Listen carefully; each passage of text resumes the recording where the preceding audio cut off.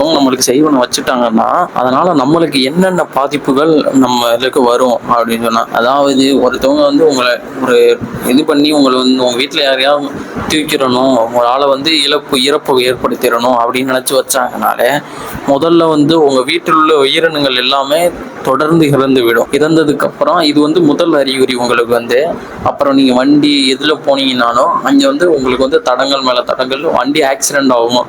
இந்த மாதிரி ஒரு நிகழ்வுலாம் நடக்கும். அப்புறம் வந்து எதிர்பாராம நல்லா இருப்பீங்க, திடீர்னு கண்ணை மூடி திறக்கிறதுக்குலாம் வண்டி கொண்டு போய் எதுலையாச்சும், அதாவது வாகன விபத்து இந்த மாதிரி நடக்கிறதுக்கு வாய்ப்பு இருக்கு. வாகன விபத்து தான் அதிகமா நடக்குது, அதனாலேயே பாதி பேர் இறந்துடுறாங்க. இந்த ஏவல் வந்து அந்த வாகனத்துல போறவங்களை வந்து தள்ளி விட்டு அந்த மாதிரி கொள்ற மாதிரிலாம், திடீர்னு போற மாதிரி இருக்கு, கண்ணு மறைக்கிற மாதிரி இருக்கு அப்படின்னு நிறைய பேர் சொல்லியிருக்காங்க. அந்த மாதிரிலாம் அப்புறம் வந்து உங்க உடம்புல வந்து ஒரு நோயை உண்டாக்குறது, நோயை உண்டாக்கி ஏதாச்சும் திடீர்னு நல்லா இருப்பீங்க, காய்ச்சல் வர மாதிரி இருக்கும், அப்படியே படுத்த படுக்கையா போயிடுவாங்க.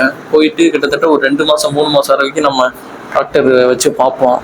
அந்த மாதிரி சும்மா என்ன ஒரு காய்ச்சல் மாதிரி தான் இருக்கும், ஆனா இவ்வளவு பெரிய வழியில கொண்டு வந்து நிப்பாட்டு அந்த காய்ச்சல் வந்து சரியாகாது. அப்படி இருந்தா ஏவலுங்கிறது ஆணி அடிச்சதுதான்.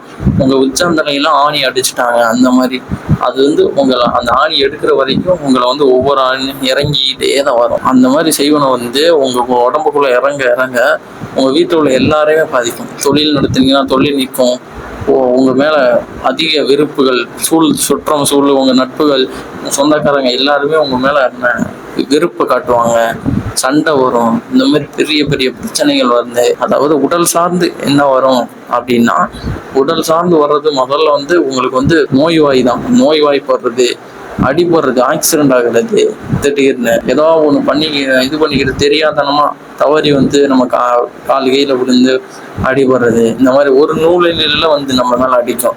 அதாவது ஒரு நூலில நம்ம அதில் தப்பிச்சிருப்போம், அப்போது நமக்கு நல்ல நேரம். ஆனா ஒரு நூலில நம்ம வந்து சின்ன ஒரு இது கல்லாத்தான் இருக்கும், ஆனா அது விழுந்து ஒரு பெரிய புண்ணாகி அந்த புண்ணுனாலேயே நம்மளுக்கு ஒரு காலை எடுக்கிற அளவுக்கு வரும், இறப்பு வரும். அந்த மாதிரிலாம் இருக்கு. நம்ம செய்வனை பொறுத்தவரை ஒரு வாட்டி வந்துருச்சுன்னா அது 3 நாளைக்குள்ளேயே உங்களுக்குள்ள தெரிஞ்சிடும். முதல்ல உங்க வீட்டுல உள்ள விலங்குகளை பாதிக்கும், அதுலயே உங்களுக்கு தெரிஞ்சுனாகா அப்படின்னு சொல்லிட்டு இது செய்வனாதான் அப்படின்னு சொல்லிட்டு.